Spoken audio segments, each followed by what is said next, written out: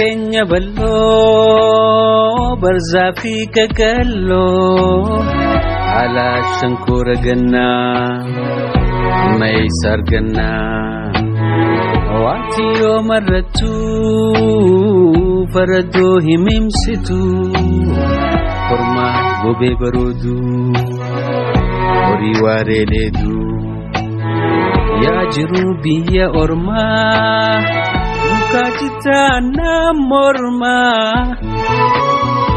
akamin obseturai wakayo mudafura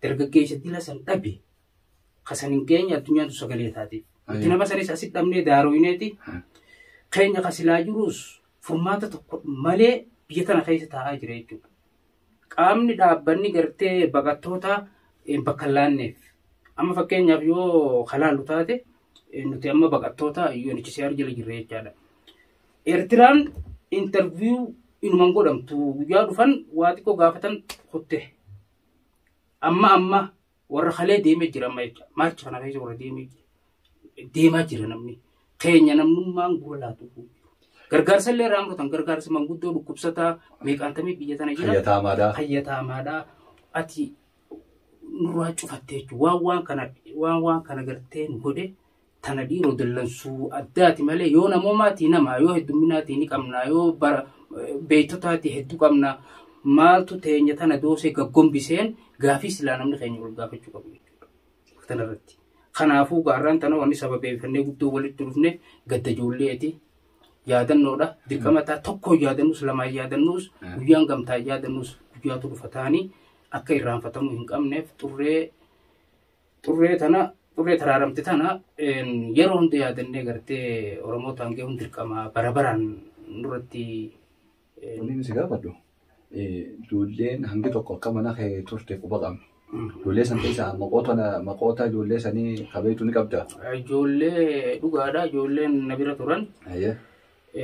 Nama 8 na bira ture jechuudha. Namni 8 akkasitti namni 6 gara biyyaa deebi'e. Akkasitti 2 fayyaniituma deeman jechaadha. Boodarra. Gara biyyaa jechuudha. Gara biyyaa deeman. Namni hangi hafeewa. 6 gara biyyaa galtee dhaabbata gartee damee godaansaatti galchee jechaadha. Damee godaansaa kana galchee jechuudha.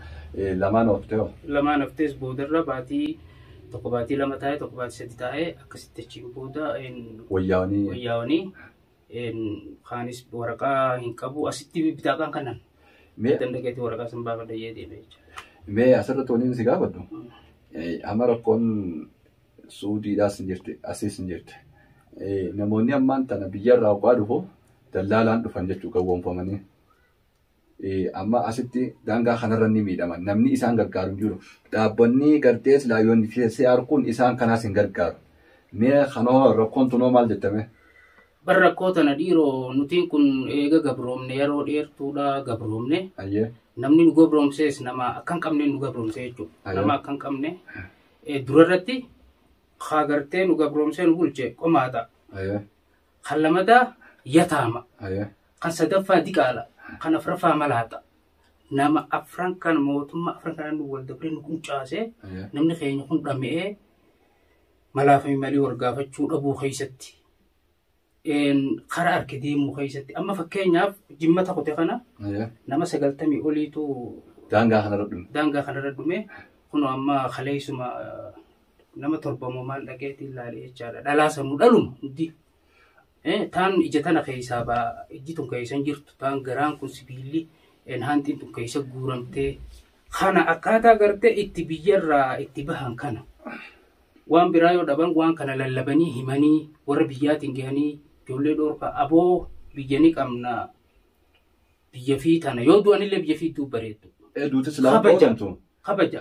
Duutee awwaalamtee namni kee qabrii si arkuun waan guddaa. Waan guddaa kabaja. Amma asumarratti miidiyaan fi sooshaal miidiyaan hundinuu akkaataa karaan kun itti rakkoo qabu. Miidiyaan hundi gabaasaa jira beekadu. Laalamummaan tana mee waan biraati miti. Oromoon fira uummachuu Oromoon nuti kophaa nama nu gargaaru qabnu ja'anii moggaafti namni kee namni fira uummachuu qaba obboleessa uummachuu qaba nama dubbatu uummachuu qaba namatti laaqamee nama harkifachuu danda'udha. Amma gaafuma gartee amma ijoolleen tun gubatte san duraas nuti gubachaatuma turre jechuudha. Du'aatuma turre addunyaan hin dubbattu. Nama biraa tokko ka du'ee fidachiin tun nuti walii garagalti. Keenya kumaatama mana hidhaatti qabeelaan mana hidhaa keessa wayyaanee fixxu. Halkan kana fuutee hanqin qabu namni dubbatu hin jiru jechuudha. Nama nu dubbatu hin qabu. Amma duba bara amma ijoolleen as keessa gubatte kanaas amma gaa waan gartee shoora olaanaa namni taphate jee yaade keessa Arafaa Jibriil. Arafaa Jibriil ichi baatee dameelee gartee miidiyaa hundatti waan kana gabaasuudhaan akka gartee gurra addunyaa seentu anta goote isi jeetiin waan kana amana jechuudhaan. Wanni kun silaa namni hundi isii duraas ni jira namoonni afaan meeqaan tam danda'an jajjaboon biyya alaatan biyya addunyaa tana keessa faranjii barsiisuufaa jira jaangaa biyya alaa tana keessa. Dhiiroo faranjii masan barsiisuu malee saba isaa kana humaan dhaamuufiin waan ajaa'ibaati. Bakka silaa gartee nama kana rakkataa keenya kana itti himatan hin beeku waadilaa jira isii duraas ni jira jechuudha. Kanaafuu namni keenya haa gartee walii hadoodee bakka namni iyyansi namaa itti dhagahu walii dhaqee haa gartee furmaata walii argamsiisu malee amma biyya tana keessatti wal gargaaruun faayidaan qabu. Namni baqatuma Oromootu asit dhalee asit fuusisa. Amma ijoolleen isin barsiisuu jirtatu ijoollee asit dhalattee miti. Namni biraa kaasit dhalee asitti ilmoo isaa heeruma geessee sabni biraan jiru saba Oromoo waan hin ta'in jechuudha. Hundi hiree harkateeti biyya sadaffaa deemaa jira. Tanagaa waan nutti cufnu yoo naman ta'inis nu haa gaafatan yoo gartee nuti kun ulaagaa namummaan guunnes nuti namummaan guunne jenneeti akkatti namummaa guunnu saniif barbaanne jechaadha. Kanaafuu ankanumaan jaagaa. Asirratti mee odoo tanuma keessaan bahin rakkoo gartee ammaan tana ijoollee biyyaa dhuftu tana dallaalaan dhufanii beekadu. Mee isaan kana akkamitti gartee karaan kun badaadha yoo jaaniinis hedduu amma warra nasiiba kiyyaan laalaa dhufaa jira keessa yookaan aboo kanaan cufaadhaa isatti himta. Aboo yeroo hedduu ammaan tana ijoolleen hin harka magaalaa keessatti ni deemna yookaan yaaboo kanaan badaadha asuma taa'e lubbuu sana jiraachisuun waan guddoodha yookaan jeen aboo deemna nasiiba kiyyaa laallaan jedhan. Ija gartee rahmataatii fi hadooddiidhaatiin Oromoonni ilaalanii waan kana yaadarra kannatanii akkaataa furmaata sii barbaadan irratti gaa silaahuu namni rakkinumarraa baqataa misa rakkinarraa baqataa bara. Rakkoo tana gaa maaltu nutti fidee hanga maaltu nu hafee addaan baafannee ilaallee gaa rakkina keenya akka furamurratti dalaguun dirqama keenya. Egaa hordoftoota daawwattoota keenya egaa sagantaan keenya akkuma egaa isin bira gahaa jiru kana fakkaata akka waan gaarii irraa barattanis abdii qabna. Ammas egaa walakkaan geenye jirra. Mee amma ijoollee yeroo sanitti gartee du'arraa haftee gartee madoon mana abdiitti argamtee yaalarra turte san maqoota isaanii hanga tokko gaamee abdiin nu biraan haa gahu gama abdittiin ammaas isin deebisaa. Mee abdi gaa ijoollee si bira turte san namoota muraasa ijoolleen suni mee maqaa isaanii fa'aa fi naannoo isaanii nu himuu nu dandeessaa? Niin dandeenya bareecheetiin dandeenya. Ayyaga itti fufiinsi jira. Ammaas bar ijoolleen teenyilaa amma hakamarraan dhumne bar. Ayyaa ammumaa warreen hafanii jira. Ammumaa nama lamaatu jira. Ayyaa. Amma gaa tokkoffaa harkarraa muranii. Ayyaa. Amma. Ayyaa. Engaan dhumne ammoo warreen gartee na bira turanii galan keessaa ka dura Abdulqaadir Shunee Saanoodha. Arsiidha. Ayyaa. Muhammad Umar Imam Ahmad Wallo. Ayyaa. Tokkummaa Muhammad Alwaan Harargeedha. Ayyaa. Izzaddiin Jawhar Muhammad Harargeedhaniinis. Ayyaa. Jamaal Muhammad Aliyyi Bahardaari. Ayyaa. Amaaranni akkasitti gaa nama rabbiin gaa lubbuu hojii isaa baase kanaa amaaraa fi kanaa wannaa miti namooma hojjechuudha. Kana aadaaf qabna gaa namaaf garaa laafuudha. Akkasitti waliin turanii jechuudha. Kaan Bilaal Sultaanis Arsi. Adam Ibrahim Harargee. Abdii isaaniitis Harargeedhaa jechuudha. Warreen bira turan nama 8 kana. 8 irraa ammaan tana hundinuu si bira jiran jechuudha. Ammaan tana jiran. Mana yaalatti hafee harka irraa murame kan jettuwa. San mana yaalaa jiran gaammaan tana kaleellee onna gaafadhee qoree gartee deeyitee lallaaltu jira. Akkasitti harka kana irraa muranii akkasii mujaarahaa godhanii harka duraan irraa muranii akkasitti gaa ammallee haakamaan dhumne jechuu barbaadee haachitti hafisanis tokko sultaani. Mujaharaan kun afaan Arabaati afaan Oromoodhaatti madaa qulqulleessuudha jechuudha. Deebanii madaa qulqulleessuu jechuudha. Akkasitti gaa nama lamaatu hafe. Kaanis gaa rabbiin jannata naa kananiisu. Kanuma jechuudha. Kana takkanaati rabbiin waa dirmatu hanga miila naanis onni dhaammachuu barbaadu Oromoota hundattuu keessaafuu warreen gartee ala jiran kana keessatti qaama jaarmee hawaasaa gartee akka jabaa jaaranii namoota keenya kana baraaruu danda'an akkuma namoota kaaniitti jechuudha. Namoonni kan nama isaatiin dhaabbataa bara amma baqataan biyya tana keessa fa'aa Oromoon qoftiin hin jirtu Suuriyaa jira gosa hundaa jira ilmaasiif fuusisu Oromoo malee hin jiru gaa'e tana irratti deebi'aan oolu osuma haati dalayduuti intaltinis dubara taatee mana namaa dalaydi baleessu waraqaa baqattaa ni qaban. Kanaafuu gaawwanni kun yaadatti ta'ee lammii gaachana silaawuu Oromoon walii dirmachuuttis takka gahaa yeroo rakkoo qofa iyyuu caalaa walitti dhufanii wal jaaruu caalaa osoo rakkinni hin jirres wal jaaranii rakkoo dhuftuuf furmaata akka fiduu danda'an irratti qophaa'anii taa'utu bareedaadha jechuudha. Yeroo tokko waggaa gartee rakkinni tokko bal'inaan dhufe ilaalama biyya tana keessa bara 2011 hiriiraatu as jira rakkoo dhufe bahanii nu gargaara jechuudha biyya alaa. 2015 rakkoo jira hiriiraa bahee nu gargaaran. Kuno amma 2022 balaa tanaaf 21 balaa murruqii tanaaf bu'ee jechuudha guyyaa dukkanaa guyyaa gaddaa kanaaf bu'ee kanaafuu taraa hunda yeroo hunda iyyuu kanaa miti furmaata maayiidhaa laachuu addunyaa tanaa nama ta'uuf gaafachuun barbaachisaadha jechaadha. Oromoon irra waan kiyya jettu hin qabdu tokkollee waan tokko kan itti abdattee kiyya jettu hin qabdu Oromoo tan silaatii jettu wajji qaban. Oromoo nama wajji qabdu hin dhageenye maali amriin akka raatu eessarraa nu galtoonni kun yaani namni odoo gargar hin baane atus laawuu fixxe waan irra deemnu hin qabnu yeroo hedduu waan silaa akka atis illee kaaftee turte namni keenya siyaasa ofarraa haasa'u irra maaliif hedduu irra itti mijaawata?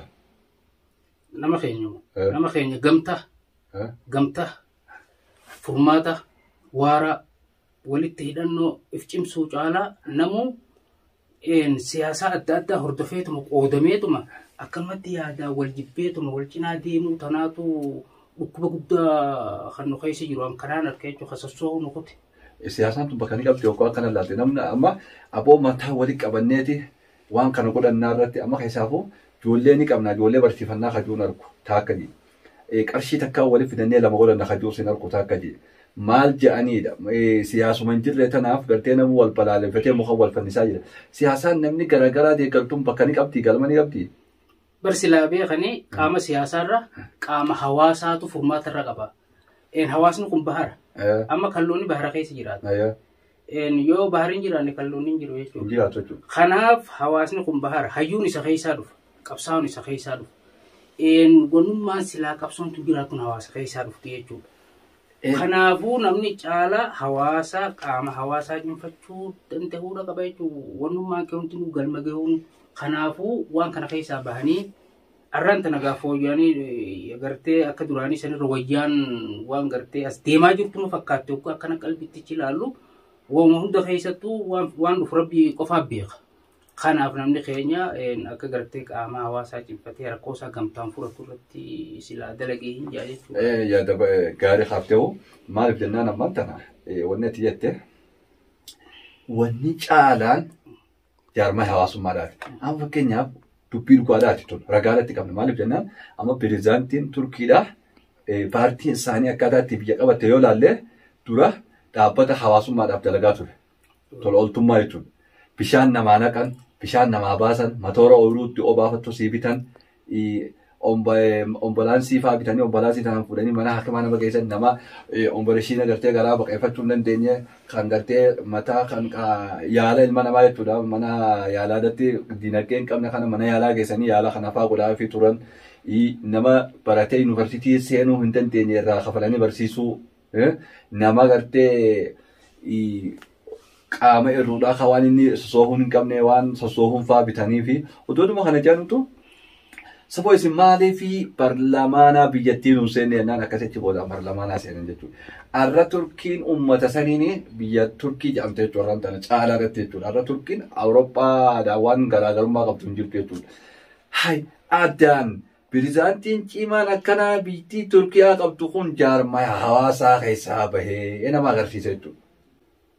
Waggoota 30 dura seenaa yoo ilaalte wanni Rajaab Erdogan Xayyibaan dalagaa tura waan ammaa si tarrisee kan mana namaa ijaaruu amsa wanni inni godhachuu barbaadu jaarmaa hawaasaa kana keessaa akkuma obboleessa keenya Abdii Mahammad jette halluunni baara keessaa baheen jiraatu jaarmaa hawaasaa kana keessaa hayyuun baa goonni baa kanaafuu jaarmaa hawaasaa kana irratti namni cimsuu qaba meeqa irra deebinee egaa akkasumatti ogeessa keenya Abdunaasir Muhammad hanga xumuraa sagantaa kanatti gartee nu faana turuu isaatii fi hedduu guddaa galateeffannaa meeqa kanarratti odoo gargar hin baane dhaamsa ati qabdu walta'ee tumsaa fi gargaarsa qeerroo Oromiyaadhaatiif.